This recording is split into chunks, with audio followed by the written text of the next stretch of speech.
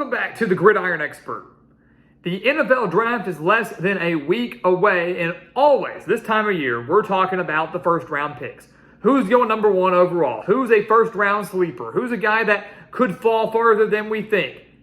Well, I'm here today to tell you, forget about the first round. Forget about day one of the draft. Forget about the big names. What about the sleepers? What about some of these guys that people aren't talking nearly enough about that are going to be late round steals and will eventually become NFL superstars?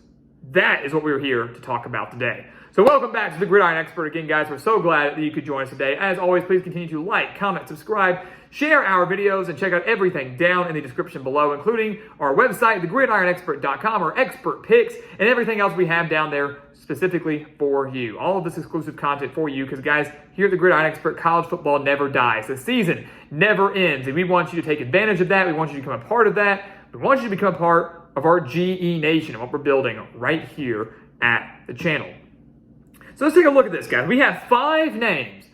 There are going to be a lot of sleepers. There are going to be a lot of steals. We have 5 names that you need to keep an eye out for. Guys that probably aren't going to be first round selections, but guys that could be as early as round 2 or as late as round 6, but will, in our eyes, be NFL superstars. So let's start at number 1. And again, in no specific order, but our first player we have up here is Keaton Mitchell, the running back out of East Carolina. To me, one of the most underrated running backs, not just in this draft class, but was one of the most underrated running backs in the entire country last year. He did a phenomenal job with the Pirates. And this is a guy that's probably going to end up being a day 3 selection, but will provide a lot of value and be an absolute steal for whoever lands it. 4.3740 was the 3rd fastest among running backs. And last year at East Carolina had 201 carries for an average of 7.2 yards per carry. Absolutely ridiculous. Averaging over 7 yards per carry. Had over 1,400 yards and 14 touchdowns last year to go along with 252 reception yards. And in 2021, rushed for over 1,100 yards, 9 touchdowns with, again, over 250 reception yards. He's a guy that clearly is very dangerous just as a running back in and of itself, but also is a guy that is extremely dangerous out of the backfield as a pass catcher. Whoever gets this guy, probably somewhere around round 4, round 5, is going to be getting an absolute steal. Mitchell rushed for at least 100 yards in 9 games last year with the Pirates, helped them reach a bowl game, defeating Coastal Carolina in dominant fashion. This is one of the best running backs in the draft, and people aren't talking about it. Let's go to the defensive side of the ball, kind of alternating here. How about Drew Sanders out of Arkansas? Now, this is a guy that could be a round 2 selection. Could easily be on that early Friday night. You could hear his name called at linebacker, but he is an absolute stud. First team All-American and first team SEC in 2022. Led Arkansas with 103 tackles, 9.5 sacks, 13.5 tackles for a loss last year. I mean, he was everywhere.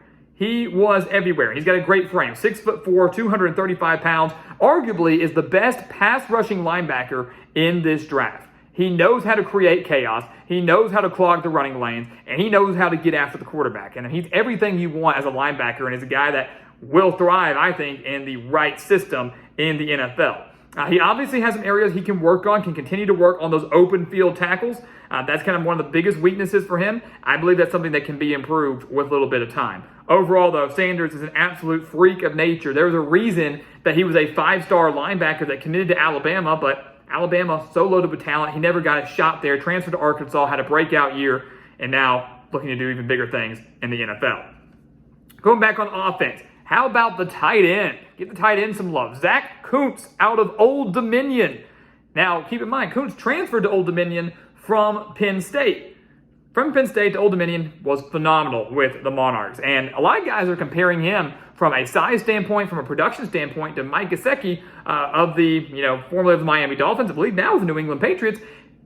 And look, if you look at it, they're not wrong. He's really putting up similar numbers to Gesicki, and if you look at that, it's a great comparison because he's done so well in the NFL. He's a great receiving tight end with an unbelievable frame. 6'7", 255 pounds, and for a guy that big, running at 4.5540, pretty dang good, pretty dang fast.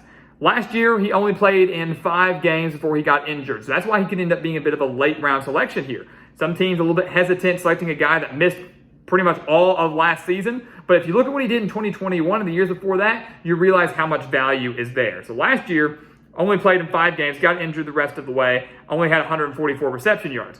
In 2021, though, 73 receptions, 692 yards, 5 touchdowns. This is a guy that, to me, looked to be about 100% at the NFL Combine. So I don't think the injury should play too big of a role in when a team chooses to select him or play too big a role in whether or not to take him. But when 100%, he is dangerous. He's going to be a great addition to a team if they use him in the passing game. Run blocking, he's not too bad, but can use a little bit of work. But as a receiving threat at tight end, he's one of the best in the business. So that's going to be an absolute steal to get an absolute vertical threat there. And again, I'm not going to compare him to some of the better tight ends we've seen, but Mike Gesicki's a pretty dang good one.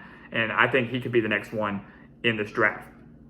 Sticking on offense, how about Jaden Reed, the wide receiver out of Michigan State? This is a guy I really, really like, and I don't think people are talking nearly enough about. He is extremely versatile. He can do everything. You ask him to do it, he's going to do it. He's a pass catcher first and foremost as a wide receiver, but he's dangerous on special teams. He's dangerous on the jet sweeps. However you want to use Jaden Reed, you can do it. And it kind of reminds me to an extent of almost like a Deebo Samuel type of player. And one of his best traits is, similar to Deebo Samuel, yards after the catch. He's extremely fast and very, very elusive. 636 yards, 5 touchdowns in 2022. The year before that, his best season in college, 59 receptions for over 1,000 yards and 10 touchdowns in Michigan State's breakout season under Mel Tucker. He's, across the board, guys, very, very dangerous. He can be dangerous through the air, dangerous with the jet sweeps, dangerous on the kickoff and the punt returns, all-around type of player. So Deebo Samuel, Julian Edelman type of guy that can get very creative in how he is used,